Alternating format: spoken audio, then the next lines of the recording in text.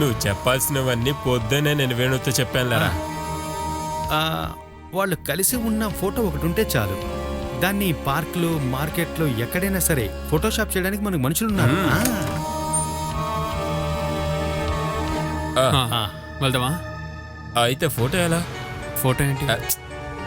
అరే మీరు కలిసి దిగే ఫోటో రా. బాలా రే, ఇప్పుడు అదంతా కావాలా? ఏంటి కావాలి? అది నీకోసం కాదు, మా కోసం. మీరిద్దరూ ఎంతో అభిమానంగా నిలబడడం ఎంతో ముఖ్యం. ప్రేమగా జరుగుతుందా అది? మనకన్నా ఈడికే తనని ఒక దెబ్బకు చంపేయాలన్నది కోపం ఉందిరా. చిన్నదిగా ఒక అరునవ్వు నవ్వితే చాలు. ఏడిపించాలంటే ఈజీ, చంప మీద ఒక్కటిచ్చావంటే అయిపోతుంది. కానీ చక్కెల గింతలు పెట్టినా నవ్వే పొజిషన్లో లేదురా తను. బాలా వీళ్ళు బయలుదేరుతున్నారు.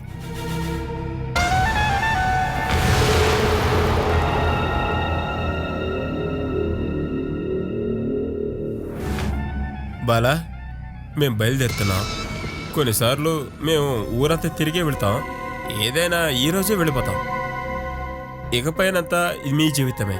అత్తపోరు లేకుండా ఇక్కడ నువ్వు ప్రశాంతంగా బ్రతకొచ్చు.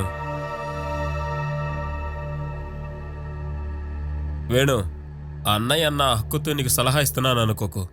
ఈ అమ్మాయిని ఇక పైన నువ్వు ఇబ్బంది పెట్టకు.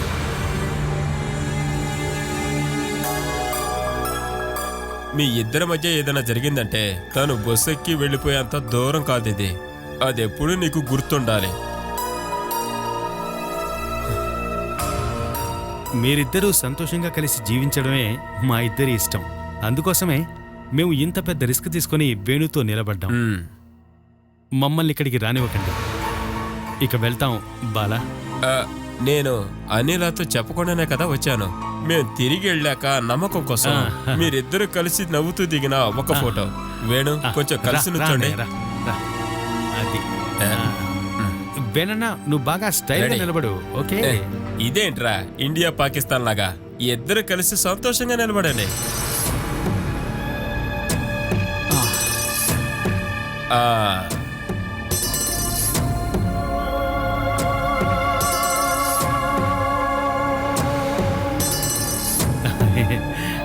ఓకే, తలుపు వేసుకుని లోపల కూర్చోవాలి. ఎవరు వచ్చి తలుపు కొట్టినా కిటికీ నుంచి మాట్లాడితే చాలు.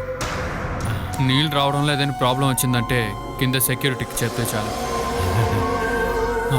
పక్క ఫ్లాట్ నుంచి ఎవరైనా వచ్చి తలుపు కొడితే తలుపు తెరవద్దు. అర్థమైందా? సరే బయలుదేరుతున్నా. ఇక మేము బయలుదేరుతాం.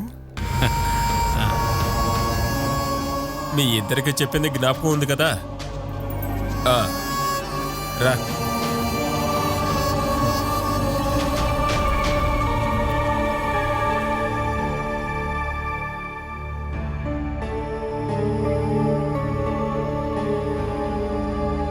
Good morning sir.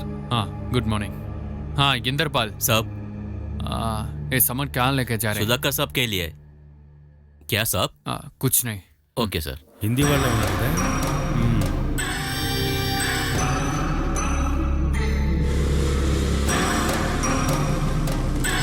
వెళ్ళేదారిలో ఫోటోలేమి తీయకు. మెమరీ కార్డులో మెమరీ అయిపోతుందేమో.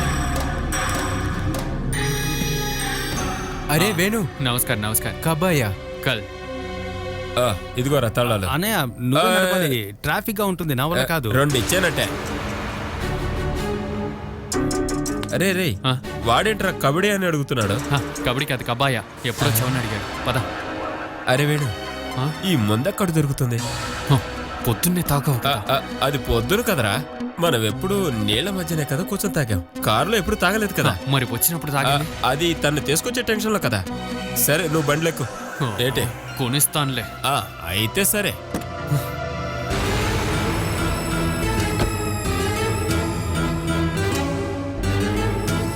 రే వేణు, నువ్వెక్కు, కొట్టు తెరుస్తారు.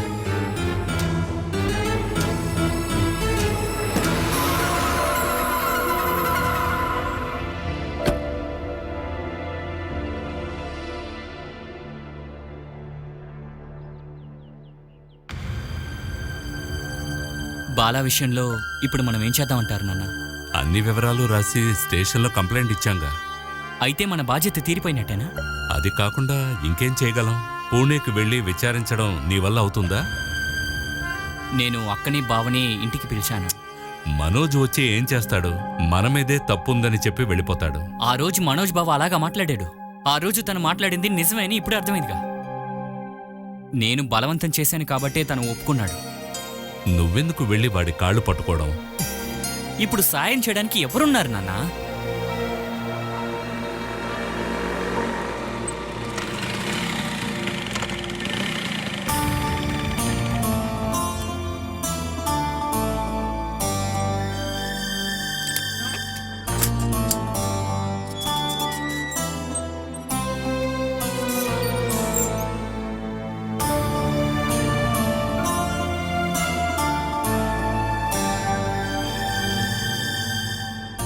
ఏదైనా వివరాలు తెలుసాయా హరి? లేదక్క. వేణు బాలాని పూణేకి తీసుకెళ్లాడనే ఖచ్చితంగా తెలుసా? వాళ్ళు అదే అంటున్నారు బావా. నేను దుబాయ్ వెళ్ళడానికి 4-5 రోజులే ఉంది. నాకు తనని వెతికి కనిపెట్టే అంత సమయం కూడా లేదు. వేణుగోపాల్ ఇంట్లో ఉన్న వాళ్ళందరినీ తీసుకెళ్లి పోలీస్ స్టేషన్లో కూర్చోబెట్టి అడిగిస్తే విషయం అంతా తెలుస్తుంది. ఆ ఇంట్లో వేణు వాళ్ళ అమ్మగారు, అన్న భార్య మాత్రమే ఉన్నారు. వేణుతో పాటు వాళ్ళ అన్నయ్య, తమ్ముడు కూడా వెళ్ళారు. ఖచ్చితంగా తన్ని ఏదో ఒకటి చేయటానికి తీసుకెళ్ళుంటారు. ఏంటండి? ఇక్కడ అందరం కలిసి మాట్లాడేటప్పుడు నేనేం చెప్పాను? వాడు పిచ్చోడని. వాడితో బాలాని పంపించకూడదని చెప్పా. విన్నారా మీరు? ఆ తర్వాత బాలాను తీసుకుని వేణు ఇక్కడికి వచ్చాడుగా. ఏ కన్ఫ్యూషన్ లేదు. ఆ రోజే కదా నాన్న తను పిలిచి బాలా సంతోషం చూడడానికి ఇక్కడ వచ్చారు. ఇప్పుడు ఆ సంతోషంతో ఎక్కడ పోయింది? వాణ్ణి వాళ్ళ ఇంట్లో వాణ్ణి కొంచెం కూడా నమ్మకూడదని నేను ఎన్నిసార్లు చెప్పాను మీకు? అప్పుడంతా మీకు నా మీద కదా కోపం?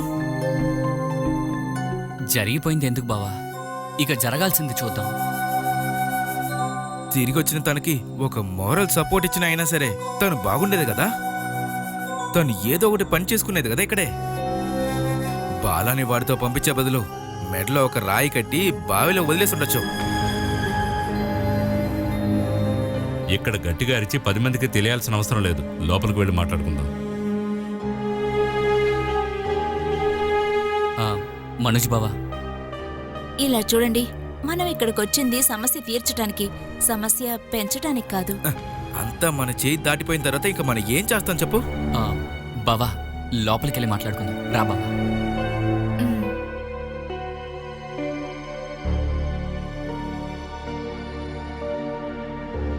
జయ, పాపం తీసుకురాలేదా? హరి అర్జెంటుగా రమ్మంటే పాపను అత్తయ్య దగ్గర వదిలేసి వచ్చానమ్మా. ఆహా, ఇలాంటి ఒక మనిషి కూడా ఇక్కడే ఉన్నాడా?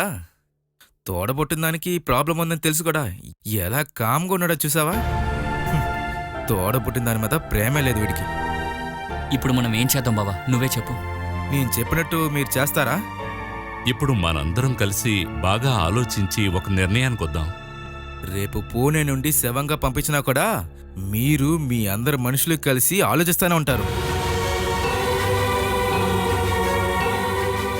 అదేంటి బావా ఇలా మాట్లాడుతున్నా? అలా మాట్లాడుకో.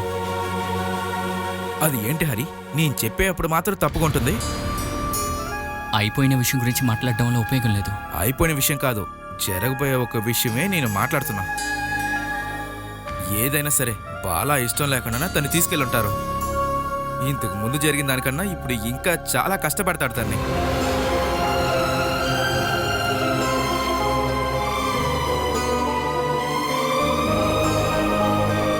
లేకపోతే తన్ని చంపేస్తాడు. కాకపోతే బాలా సూసైడ్ చేసుకుంటుంది. ఏమిటండి మీరు ఊరికి నోటికొచ్చినట్టు మాట్లాడకండి. జరిగే విషయమే నేను చెప్తుంది. ఇక మీదట తన శవం రాని, ఆ తర్వాత ఆలోచిద్దాం. పోస్ట్ మార్టం చేయాలా, పాత పెట్టాలా, లేకపోతే కాల్చాలా అని అప్పుడు ఆలోచిద్దాం. మనోజ్, మీరు ఇక్కడికి మమ్మల్ని మాటలతో హింసించడానికే ఇక్కడికి వచ్చారు? ఏదో ఓదార్పు ఉంటుందనే కదా పిలిచాం. ఇక్కడ నేనేం చెప్పేది చెప్పండి? హరి 4-5 రోజుల్లో గల్ఫ్కి వెళ్ళిపోతాడు. అజయ్కి చదువుకోవడానికే టైం లేదు. అమ్మ అయితే పూణే దాకా వెళ్ళి విచారించలేదు. ఇక మిగిలినది నాన్న మాత్రమే. నాన్న పోలీస్ స్టేషన్లో కంప్లైంట్ ఇచ్చారని హరి చెప్పేశాడు. అదే ఒక పెద్ద విషయం అని నాకు అనిపిస్తుంది. కానీ ఈ విషయంలో కూతురు కనిపించలేదని ఒక కంప్లైంట్ గౌరవనీయులైన చబ్బకచేరి నాయర్ కంప్లైంట్ ఇచ్చుంటారని నాకైతే అనిపించలేదు. పోలీస్ స్టేషన్ ఎదురులో ఉన్న టీ కొట్టుకి వెళ్ళి టీ తాగేసి వచ్చి ఆ కంప్లైంట్ని చిప్పి కుప్ప తొట్టులో పడేసి తిరిగొచ్చాడని నేను బెట్ కడతాను. ఆ మనిషి పూణేకెళ్ళి విచారిస్తాడా? మనోజ్, మీకు తెలియని విషయం గురించి మాట్లాడొద్దు. ఎవరిని హేళన చేస్తున్నారో తెలుసుకోవాలి. ఆ నాన్న గురించి బాగా తెలిసినందువల్లే నేను చెప్తున్నా. నాన్న పూణేకి ఇప్పుడు వెళ్ళటానికి బండికి డబ్బులేస్తే వెళ్తారు. కానీ కోయంబత్తూరు దాకా వెళ్ళి 2 రోజుల తర్వాత బాలా పూణేలో బాగుందని చెప్పి మళ్ళీ తిరిగి వస్తాడు. ఏంటి బావా మీరు శత్రువులతో మాట్లాడుతున్నట్టుంది? వైరాగ్యంతో ఉన్న వాళ్ళు కూడా ఇలా మాట్లాడరు.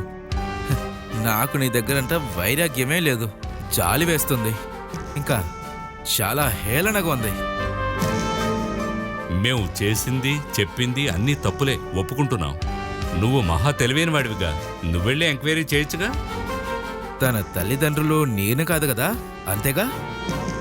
వెతుక్కుంటూ వెళ్ళే మనసుంది. తాను ప్రాణాలతో ఉంటే తిరిగి తీసుకొచ్చే కెపాసిటీ కూడా ఉంది.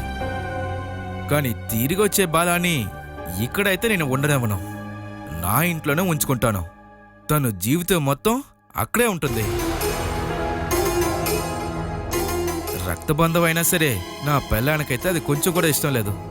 చెల్లికి హస్బెండ్ తోడుగా ఉండటం అయితే తనకి ఇష్టం ఉండదు. అక్కడ గొడవ పడి ఇక్కడికి వస్తుంది. ఇక్కడి నుంచే కదా వెళ్ళింది, ఇక్కడికే మళ్ళీ రావడానికి కొంచెం కూడా వెనకాడదు. నా కుటుంబ జీవితం అంతటితో అయిపోతుంది. ఏంటి, బాలా కోసం వెళ్ళాలా?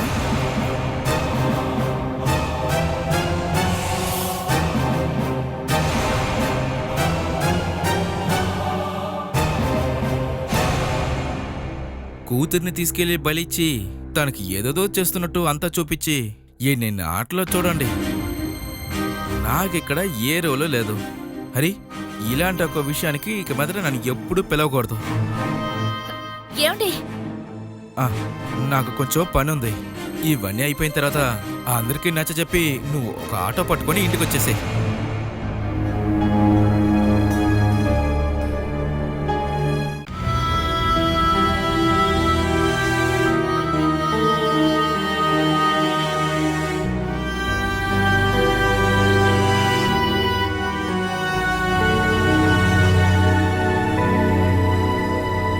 ఏంటే, మీ వాళ్ళెవరైనా చనిపోయారా?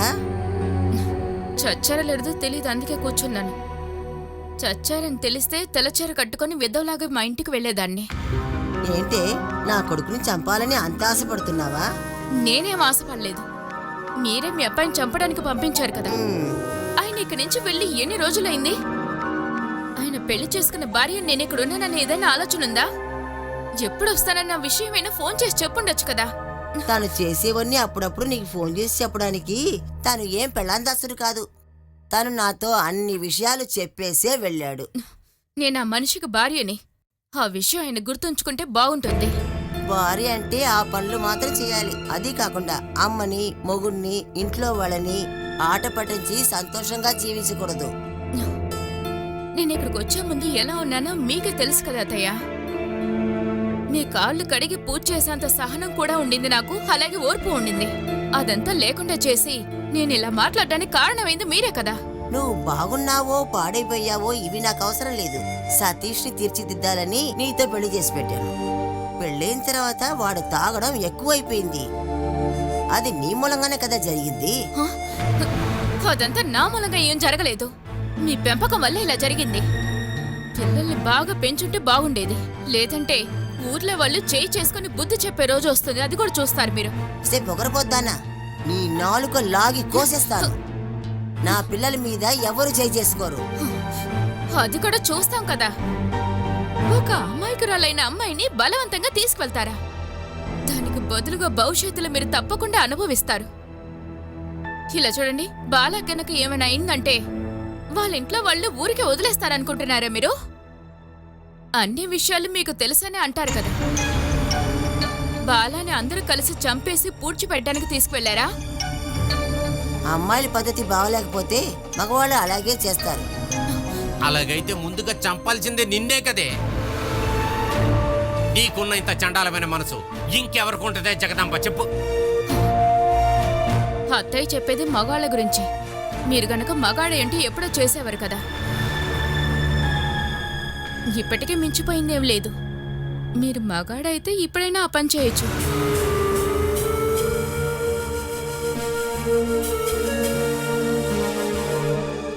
పిల్లలకి కోడలికి మధ్య నువ్వు నన్ను పనికిరాని ఎదవగా చూసినప్పుడు కూడా నీ మీద నాకు అస్సలు కోపం రాలేదు జగదంబ. హ్మ్. కుటుంబంలో విషయాలు ఏమీ చూసుకోకుండా ఊరికే తిరుగుతున్న సమయంలో కూడా నువ్వు నాకు పెట్టిన పేరుంది కదా, పనికిరానివాడు. హ్మ్. అలా పనికిరానివాడిగా బ్రతకడం కూడా ఒక సంతోషం ఉందని అనిపించిందే నాకు. దానికి కారణం ఎవరు? నువ్వైనందువల్ల. కానీ ఇప్పుడు నువ్వు చేసిన పనుంది చూడు, అది క్షమించలేని తప్పే. హ్మ్. సొంత కుటుంబానికంటే ఈ ఇంటిని, ఈ ఇంటిలో ఉన్న వాళ్ళని ప్రేమించాలనుకున్న ఒక ఆడపిల్లనే నువ్వు చంపటానికి పంపించావే. ఇదిగో మీరు అనవసరంగా మాట్లాడుతున్నారు. మీరు చూశారు కదా మన అబ్బాయితో తను సంతోషంగా వెళ్ళడం. అది వాళ్ళ భర్తని ఊరుకు పంపించడమే. టికెట్ సమస్య వల్ల ట్రైన్లో వెళ్ళలేకుండా టాక్సీ బుక్ చేసుకుని వెళ్ళారు. టాక్సీలో కదా వెళ్తున్నారు, ఎలాగో పూణే వెళ్తున్నారు కదా అని సతీష్ సుమేష్ వాళ్ళతో వెళ్ళారు. ఇక మిగతా జీవితం వేణుతో కలిసి జీవించాలని బాలా కూడా వెళ్ళింది. అసలు ఇదే జరిగింది. అంతేకాకుండా తనకు నేను మత్తు మందించి కారులో తీసుకెళ్లి చంపాలని ఏం చెప్పలేదు. నువ్వు తనని పంపించిందే చంపేయటానికే పంపించావు. ఈ మధ్య కొన్ని రోజులుగా ఈ ఇంట్లో జరుగుతున్నది ఏం తప్పో అది నేను సరిగ్గా అర్థం చేసుకోకుండా ఆ అమ్మాయిని నేను ఆడితో పంపించడంలో నాకు కూడా బాగా ఉంది తెలుసా నీకు. హ్మ్. నాకు ముందలే ఒక చిన్న క్లూ దొరికినా నేను ఆ పిల్లని కాపాడేవాడిని. మీరు పెళ్లి చేశారా కాపాడడానికి? ఇక మీద తన మొగుడు కాపాడతాడులే. వాడు కాపాడటం కాదు, వాడు కాపాడటానికి తీసుకెళ్లాడా చంపడానికి తీసుకెళ్లాడని ఎవడికి తెలుసు? హు. అంతా ఒక యాక్టింగ్ అనే తెలిసేలోపే అంతా అయిపోయింది కదా. మరి మీరేమనుకుంటున్నారు? కోడల మూలంగా అబ్బాయిని చేయి చెక్కించుకొని ఓ ఈ ఇంటిని మార్చాలనుకుంటున్నారా? కొత్త షర్ట్ అవి కొనిపెట్టి అబ్బాయి మీకు సపోర్ట్ గా ఉన్నప్పుడు తను గొప్ప స్థానంలో ఉన్నాడు అనుకున్నారు కదా. అవన్నీ కేవలం తనని నమ్మించడం కోసమే. అది బాగా అర్థమైంది. ఇప్పుడు అర్థమైంది కదా. అందువల్ల మీరు ఆలోచన చెప్తానని ఏం జోక్యం చేసుకోవద్దు. జోక్యం చేసుకోను. నా పాత చొక్కా తీసుకొని నేను వెళ్ళిపోతానులే. ఇక మీద నేను ఉండాల్సిన చోటు వరండానే కదా. నువ్వు నవ్వొద్దు. నువ్వు చేసిన కుట్ర వల్లే తను ఇక్కడి నుంచి వెళ్ళిందని నేనే ఒక కంప్లైంట్ రాసి నేనే స్వయంగా తీసుకెళ్లి పోలీస్ స్టేషన్లో ఇచ్చేస్తాను. అలా ఎక్కడున్నా సరే ఆ పోలీసులే కనిపెడతారు. అంతకంటే ముందు నేను ఒక పుకారు ఇస్తాను.